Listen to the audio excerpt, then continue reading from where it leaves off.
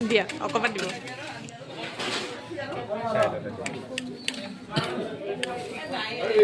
সীমান্তৰ বিয়াৰ ৰিচেপশ্যন কৰি আছে দেই বৌক এজনী একদম কি ধুনীয়াকৈ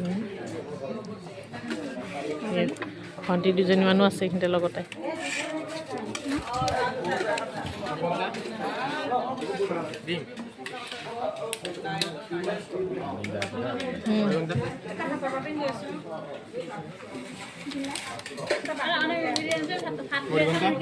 দিয়া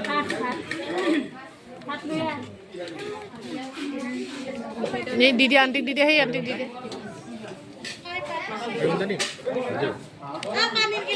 आनी आसु नी आसु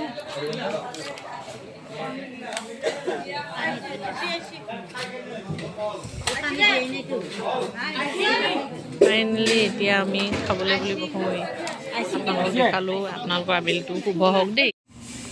গুড মৰ্ণিং এয়া আচলতে একদম ৰাতিপুৱাই ছোটা হাতীক একদম আয়ত্ত মানে হেৰি কৰিছোঁ আৰু কৰায়ত্ত কৰিছোঁ দেখিছেনে কি সুন্দৰকৈ ধৰি লৈ সি কিবা গৰম ফুলগছকেইডালকৈ ডংকিব লাগিছে দুইটা গিৰিয়েক ঘৈণীয়েক হালি আহিছে ৰাতিপুৱাই ছাগলী লাঠৰ নিচিনাকৈ গোটেই লাডু সোপাই ভৰ্তি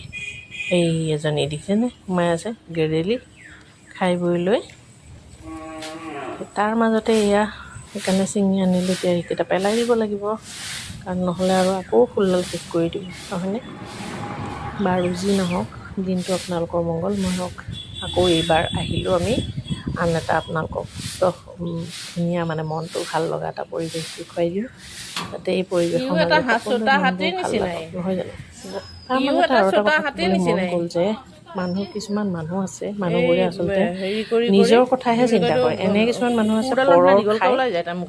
আৰু এনেকুৱা খাই বৈ লৈ পেলাই মানে বদনামহে গায় গুণ গাওক চাৰি বদনামহে গাই আহে এইটো এইহে হ'ল সেইটো সেয়েহে হ'ল কিন্তু নিজে কিন্তু লাইফত একো কৰিব নোৱাৰে এই ধৰণৰ মানুহবিলাকক কি কৰা যায় কওকচোন কেতিয়াও তেওঁলোকে নিজৰ জীৱনত স্বাৱলম্বীও হ'ব নোৱাৰে উন্নতিও কৰিব নোৱাৰে আৰু আনৰ হিতাহিত জ্ঞানখিনিও তেওঁলোকে মানে ল'ব নোৱাৰে আহৰণ কৰিব নোৱাৰে নহয় শুনিবলৈ কিবা বেয়া লাগে কিন্তু